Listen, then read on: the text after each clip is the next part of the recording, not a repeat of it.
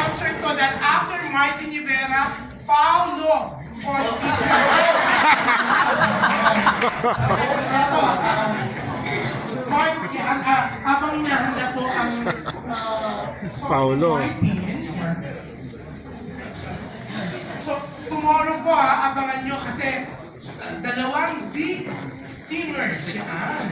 Super, kumbaga mga superstar ng music industry naman ang magpe-perform bukas. Yan, abangan natin yan. Pero malay natin baka for tonight, babalik ang pagiging singer ng ating congresswoman ng Cavite, si Miss Lani Mercado. Sa mga hindi nakakaalam, may CD po si Lani. Yes. Diba? Megabox, diba? Tama, producer, diba? Oo, bumili ako. Maraming pinili si Tita Lolit. Baka sa last night po, sa Tuesday, mamimigay po ng CD ni Lani Mercado. Yeah, kasi nahanap po ni Sneezy ang mga piniling CD ni Tita Lolit. May 6 na box po. Yan, Martin. Mark, yan, hindi, bago tayo magsimula, Mark, syempre, laging pinagmamalaki ni Tita Lolit na talagang favorite singer kanya, mahal na mahal kanya. Hindi niya makalimutan, Mark, alam mo kung ano, yung went to Camp Crame to sing for Lani and Bong's anniversary, di ba? March or April or birthday mo? Sino bang may na celebrate?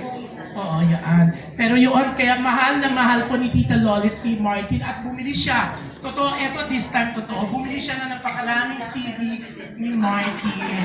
Yan, ito mo yan. Gumastos siya.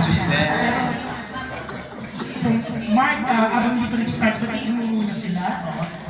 Hello everyone, welcome to my press con. Press con to Actually, mamaya kung mag-aabang lang kayo, darating po ang singer ng Little Star. Sino yan? Parang kilala ko yan Pops Fernandez, pero hindi na ako sure kung makakakanta si Pops tonight.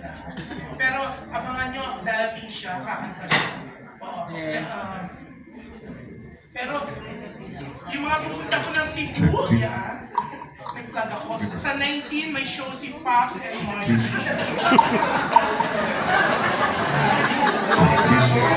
Kung mabitin po kayo, pwede kayo pumunta ng Cebu for the concert. Always and forever sa Cebu on the 19.